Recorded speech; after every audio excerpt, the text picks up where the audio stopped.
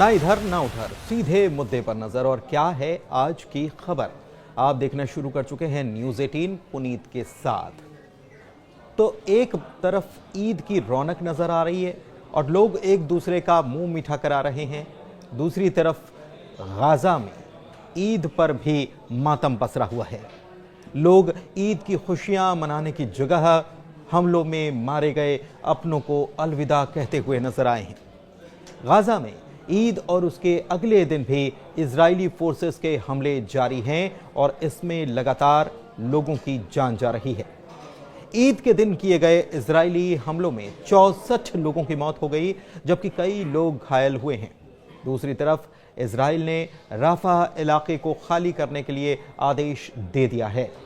खबर यह है कि प्रधानमंत्री बेंयामिन नेतन्याहू ने एली शॉरविट को इजराइल की खुफिया एजेंसी शिन बेट का प्रमुख नियुक्त कर दिया है। गाजा के लोगों के लिए ये लगातार दूसरी बार है जब जंग के बीच ईद मनाई जा रही हो। मनाना तो इसे क्या ही कहा जाएगा, लोग गम में डूबे हैं अपनों के जाने की वजह से। उत्तरी गाजा पट्टी के जबालिया में रमजान के पवित्र महीने के आखिर तक में ईद उल फितर की नमाज में शामिल लोगों की तस्वीरें आई हैं।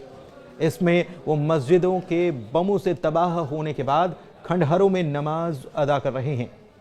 परिवार बमों से होने वाली तबाही से तो जूझ ही रहे हैं, बल्कि वो जो मदद आ रही है उसमें भी रुकावट हो रही है और इसकी वजह से भी जूझ रहे हैं।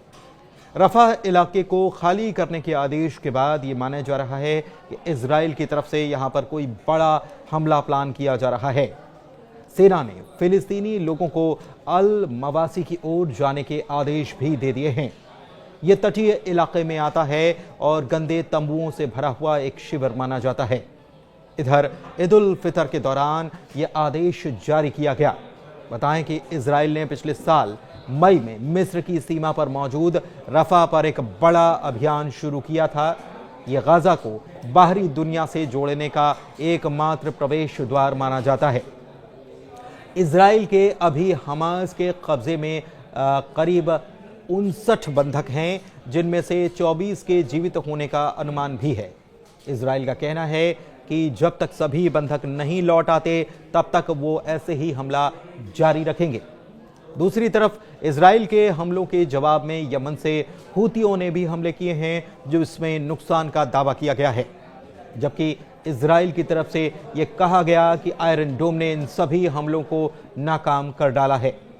बीते हफ्ते रफा में इजरायली फोर्सेस ने जो हमले किए उसमें इमरजेंसी वर्कर्स तक को निशाना बना लिया गया और इसकी वजह से 15 कर्मचारियों की मौत हो गई।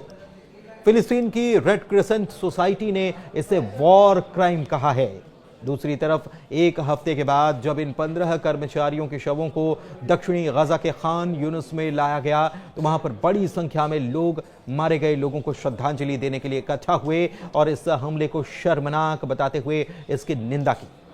उधर खान यूनुस में ही इजराइल की तरफ से जो हमले किए गए हैं उसमें 9 लोगों की मौत हो गई, जिनमें 2 मासूम बच्चे भी शामिल थे।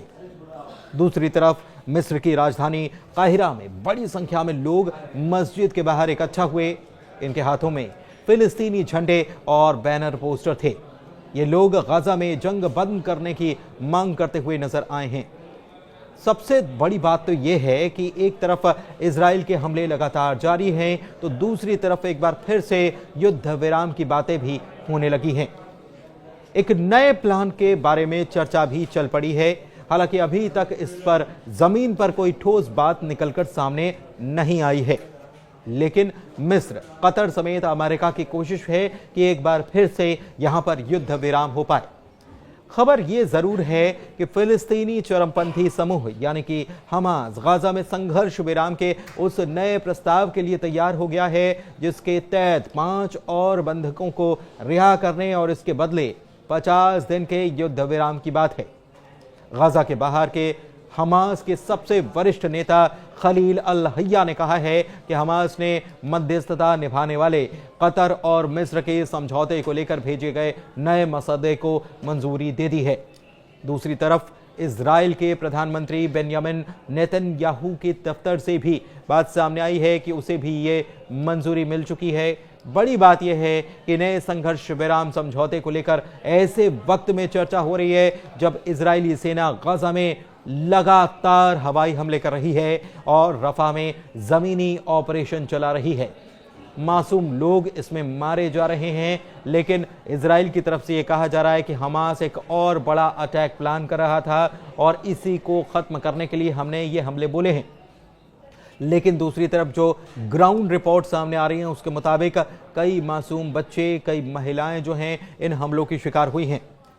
हमास और इजराइल के बीच जनवरी में युद्ध विराम जो हुआ था, समझौता जो हुआ था, इस महीने वो टूट चुका है और इस समझौते के पहले चरण के दौरान हमास ने 33 बंधकों को रिहा किया था। लेकिन हमास ने अभी भी 59 लोगों को बंधक बना रखा है, जिसमें कई डेड बॉडीज भी हैं। पहले हमास ये चाहता था कि पहले वाला समझौता न टूटे और दूसरे चरण के लिए बातचीत शुरू हो जाए। दूसरे चरण के तहत जिंदा बचे बंधकों को फिलिस्तीनी कैदियों के बदले में रिहा करने और गजा से इजरायली सैनिकों की पूर्ण वापसी की बात थी, लेकिन इस पर बातचीत शुरू हो ही नहीं पाई है। बहुत सारी चीजें एक साथ चल रही हैं। एक तरफ हमले लगातार जारी हैं, दूसरी तरफ एक और नए सीज फायर की बात हो रही है और तीसरी तरफ ये पहले युद्ध विराम में या सीज फायर में ये बात थी कि इजराइल वहां से धीरे धीरे हटेगा। अब इजराइल के प्रधानमंत्री बेंयामिन नेतन्याहू ने यह कह दिया है कि हम इजराइल के साथ साथ गजा की सुरक्षा करने का जिम्मा हम उठाएंगे। हमास को हथियार छोड़ देना चाहिए और यहां से उनको चले जाना चाहिए। इधर दूसरी तरफ इजराइल और अमेरिका ने यह प्रस्ताव दिया है कि युद्ध विराम का वो पहला चरण जो 1 महीने पहले समाप्त हो गया था उसे बढ़ाया जाना चाहिए और इसके बाद इजराइल ने हमास पर इसको न मानने के आरोप लगाए और हमले शुरू कर दिए थे।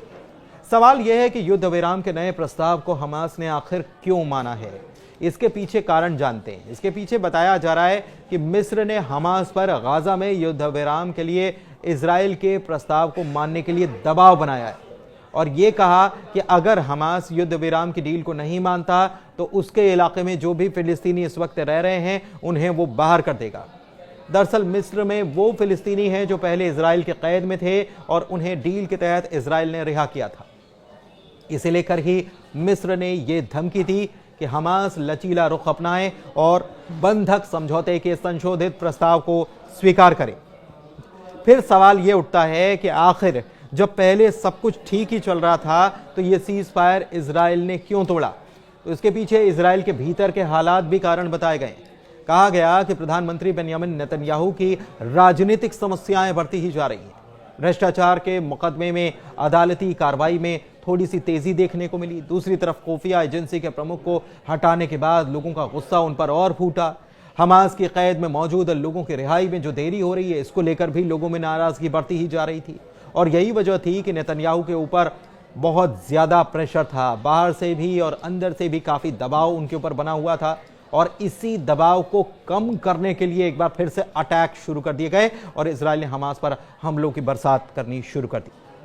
फिलहाल नेतन्याहू की तरफ से हमास को यह कहा जा रहा है कि वो हथियार छोड़ दें, हम उन्हें बगैर कोई नुकसान पहुंचाए जाने देंगे, लेकिन उन्हें गजा को छोड़ना होगा और गजा में सुरक्षा की जिम्मेदारी इजराइल को सौंपनी होगी।